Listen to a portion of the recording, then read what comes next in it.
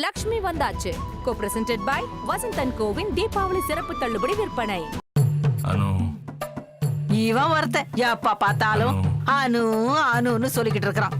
ஏடா செத்து போனவளையே கூப்பிட்டு இருக்கிற? அவ எப்படா வருவா?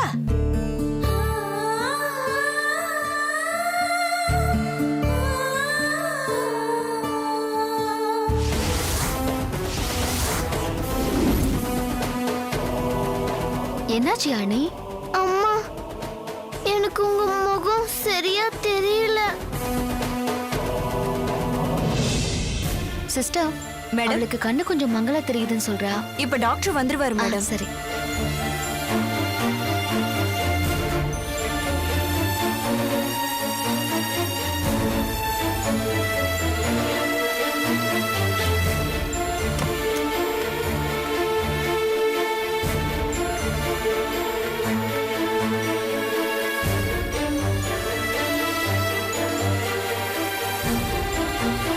லக்ஷ்மி, இப்ப யாழினி எப்படி இருக்கா? இல்லக்கா, மூளையில ஏதோ பிரச்சனை இருக்கிற மாதிரி இருக்குன்னு எம்ஆர்ஐ ஸ்கேன் எடுத்திருக்காங்க. சரி, அதான் என்ன சொன்னாங்க? என்ன பிரச்சனைன்னு டாக்டர் வந்ததுக்கு அப்புறம் தான் தெரியும். இந்த டாக்டர் இல்ல, ஃபாரின்ல இருந்து டாக்டர் வந்தாலும் இவளுக்கு என்ன பிரச்சனைன்னு கண்டே பிடிக்க முடியாது.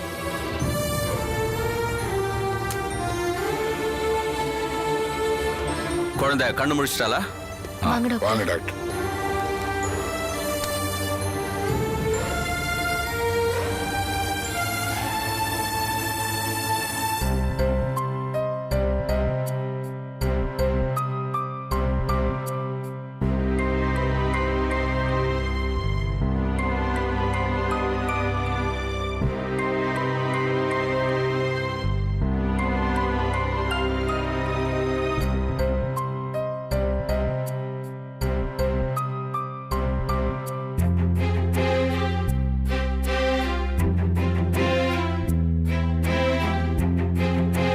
நைட் எதுவும் பிரச்சனை இல்லையே? இல்ல டாக்டர், தூங்கிட்டா. இப்பதான் எந்திரிச்சா. ம், கண் பார்வை மங்களா இருக்குன்னு சொல்றா.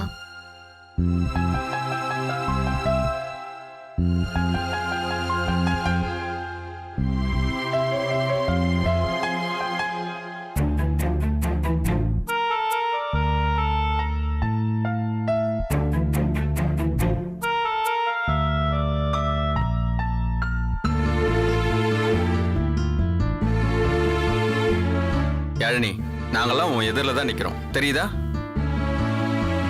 சரியான ஃபுட்டு சாப்பிடல, அதான் கொஞ்சம் வீக்னஸா இருக்க.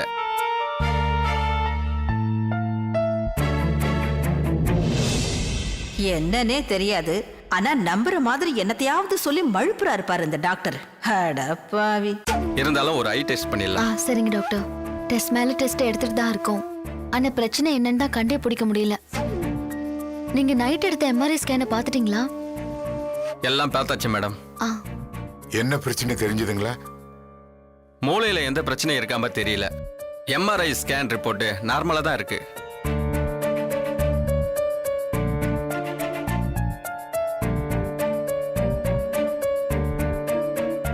இது விஷயமா சீஃப் டாக்டர் கன்சல்ட் பண்ணிருக்கோம். அவர் நாளைக்கு வந்துருவாரு. ஆமா, வரவன் பெரிய கடவுளு. யாரு வந்தாலும் ஒன்னும் கண்டுபிடிக்க முடியாது. அவ உடம்புக்குள்ள ஒரு பேய் இல்ல, 2 பேய் இல்ல, 100 பேய்க்கு சமமான காஸ்மோரா இருக்கு. பெரிய டாக்டர் வந்து கண்டுபிடிச்சிருவாராம். யாழினியோட விஷயம் புரியாத புதிராவே இருக்கு டாக்டர். கண்டுபிடிக்க முடியாது எதுவுமே இல்லைங்க. சயின்ஸ் ரொம்ப வளர்ந்துருக்கு. எப்படியும் குழந்தையை காப்பாத்துறதுக்கு முயற்சி பண்றோம். நான் வரேன். Thank you doctor.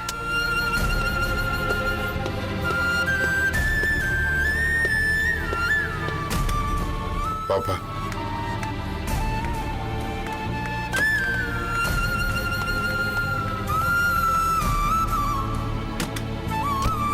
லக்ஷ்மி, சாப்பிடுறியா? இல்லக்கா, பரவாயில்ல.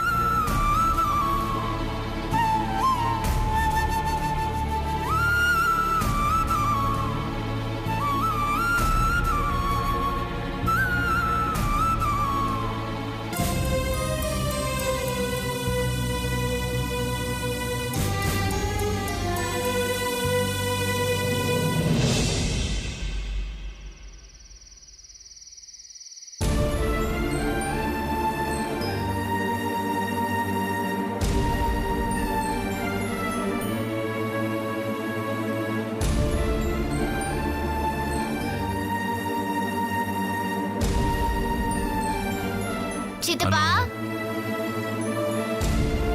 அனு ஏன்டா சித்தப்பா அணு அணுனே சொல்லிட்டு இருக்காரு? நம்ம போய் ஏன் பாட்டி கிட்ட கேட்போமா? வாடா.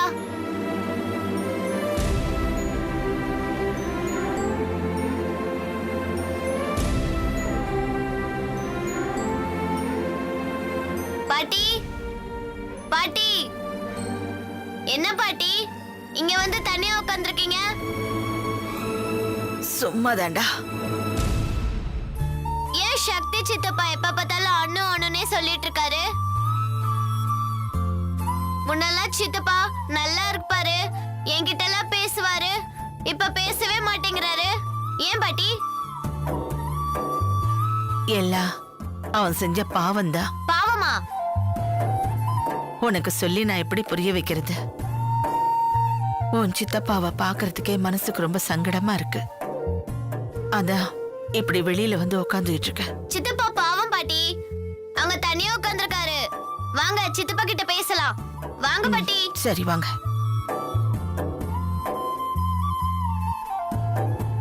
அனு அனு சித்தப்பா அனு. சித்தப்பா அனு சக்தி, நீ செய்யக்கூடாத தப்பெல்லாம் செஞ்சுட்ட. அதுக்குதான் இந்த தண்டனையை அனுபவிக்கிற. நீ இந்த நிலைமையில இருக்கிறத நினைச்சு நான் வேதனைப்படுறதா அனுதாபப்படுறதானே தெரியல. நீ செஞ்ச பாவமோ அணுவோட சாபமோ ஆஸ்பத்திரிக்கோ வீட்டுக்கோ அலைஞ்சது தாண்டா மிச்சம். நாளுக்கு நாள் யாழினியோட நிலைமை மோசமாகிட்டே போகுது. அனு யாழினிய நல்லா வளர்த்து படிக்க வைக்கணுங்கிற ஆசையில தத்தெடுத்து கூட்டிட்டு வந்தா. அந்த கனவு ஆசையெல்லாம் கலைஞ்சிருமோன்னு பயமா இருக்கு. அழுவாதீங்க பாட்டி. சாமி கிட்ட வேண்டிக்கிட்டா சித்தப்பாவும் நல்லா ஆயிடுவாங்க, யாழினி அக்கா வீட்டுக்கு வந்துருவாங்க.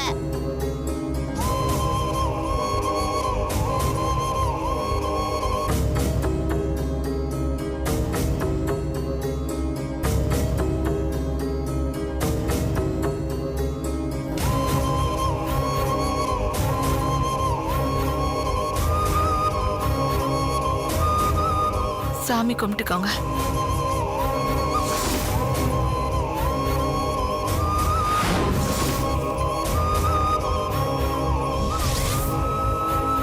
இங்க இத்தனை சாமிங்க இருக்கீங்க. தினம் தினம் இந்த வீட்டுல நடக்கிற எல்லா கஷ்டமும் உங்களுக்கும் தெரியும். நான் அடியேந்தி பிச்சை கேக்குறேன். எங்க மேல கருணை காட்டுங்க. நான் பெத்த பிள்ளையையும் அவன் வழக்க கூட்டிட்டு வந்த பிள்ளையையும் நீங்க தான் காப்பாத்தணும்.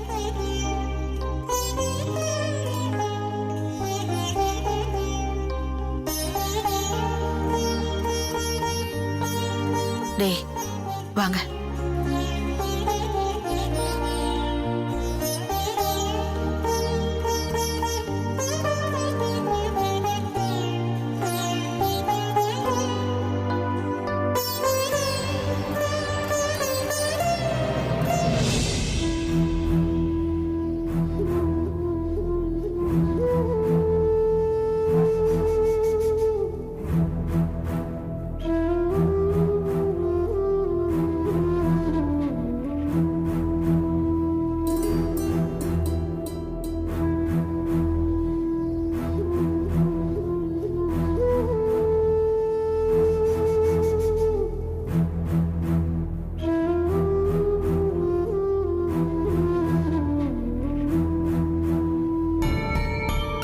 மணி 12 ஆச்சாடா. இன்னும் 10 நிமிஷம் இருக்குப்பா.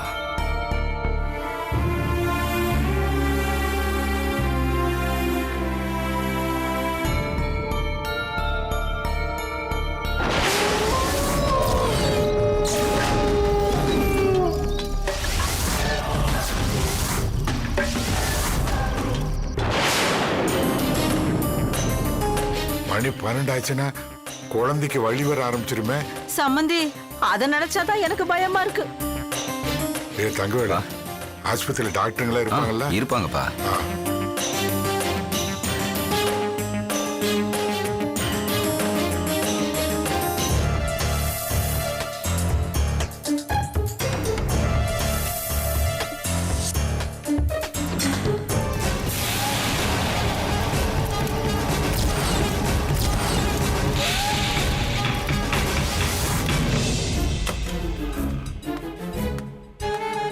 மணி 12 ஆக போகுது. எதுக்காக இப்படி கும்பலா இருக்கீங்க? பேஷண்ட் கிட்ட ஒரு ஆள் மட்டும் இருங்க, மத்தவங்கள வெளியில இருங்க. போங்க. வாங்கப்பா சரி வாங்க. லட்சுமி, நீ ஏமா இங்கேயே உட்காந்துருக்க? காத்தாட வெளியே உட்காரலாம். பரவாயில்ல மாமா, நான் இங்கேயே இருக்கேன், நீங்க போயிட்டு வாங்க. லக்ஷ்மி, நான் பாத்துக்கிறேன், நீ போ போ, காத்தோட்டமா நில்லு, போ, பாத்துக்கோங்க. நான் பாத்துக்கிறேன். ஆமா.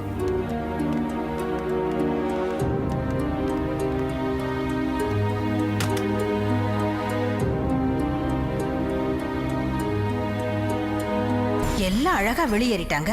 இந்த முட்டாசிரிக்கு மட்டும் அவளே மாட்டிக்கிட்டான். இந்த காஸ்மோரா வர நேரமாச்சு.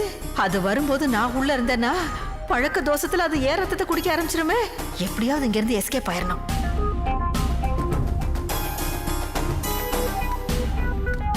நில்லு, எங்க போற? இங்க வா. எங்க போற நீ? அது இல்லடி, நான் அப்படி காத்தாட வெளியில போய். என்ன காத்தாட? நான் மட்டும் இங்கல?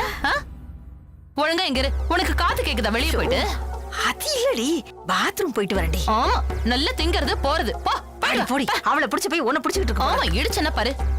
அங்க என்ன போயிட்டு இருக்க? அங்க இருக்க பாத்ரூம். ஓ, இங்க இருக்கு. உனக்கு மூளை குழம்பு போச்சு. பா. சரி சரி, பிசாசு. இம்சையா போச்சு. சே, நம்ம உயிர் எடுத்துட்டு இருக்கு. அப்பா,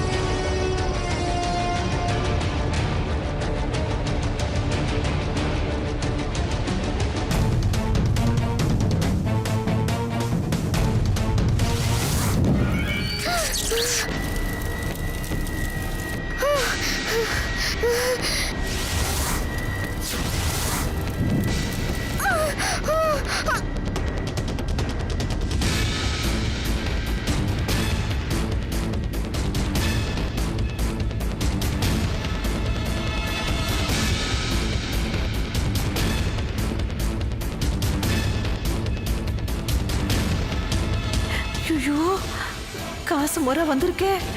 அதுவா வந்து கடிச்சு கொதறதுக்குள்ள நாமள ரத்தத்தை கொடுத்துடணும்.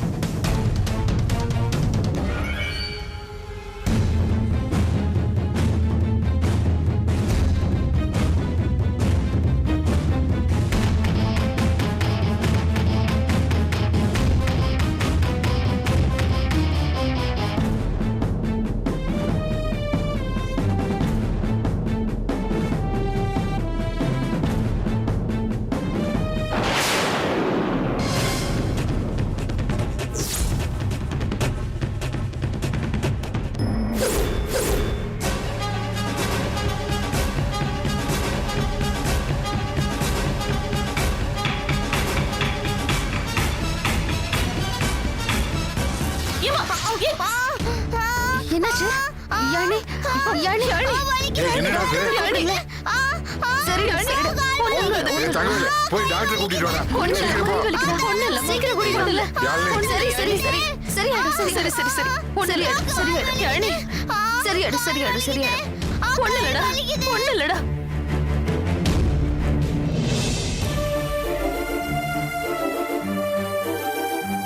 டாக்டர் இப்படிதான் டாக்டர் 2 வாரமா இதே மாதிரி தான் கத்திட்டு இருக்கா.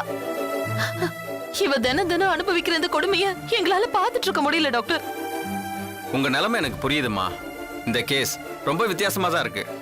நானும் இதை பத்தி எல்லா டாக்டர்கிட்டையும் கன்சல்ட் பண்ணிட்டு தான் இருக்கேன்.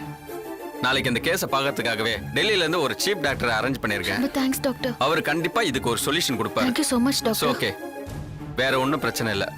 பாத்துங்க. சரிங்க டாக்டர். Thank you.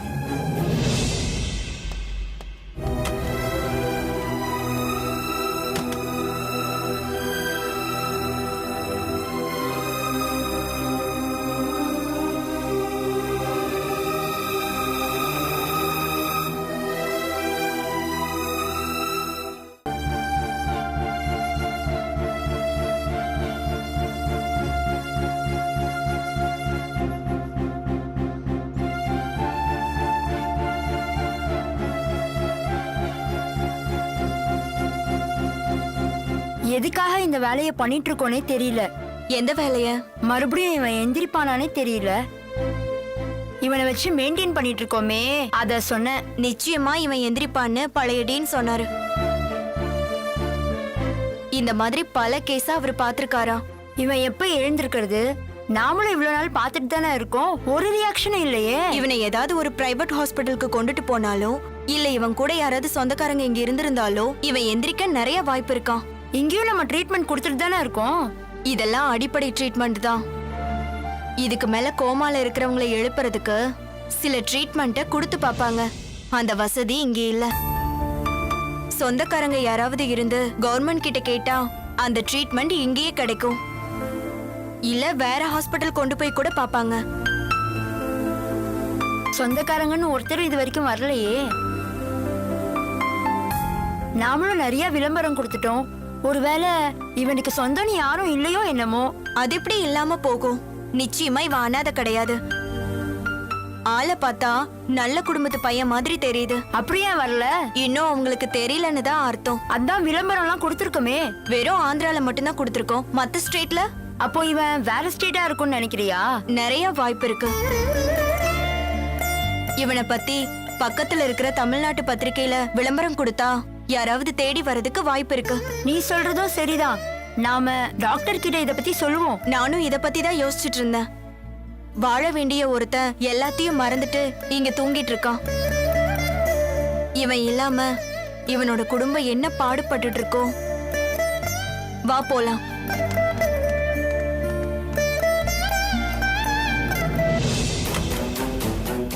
என்ன வா தேனே என்னடி வா.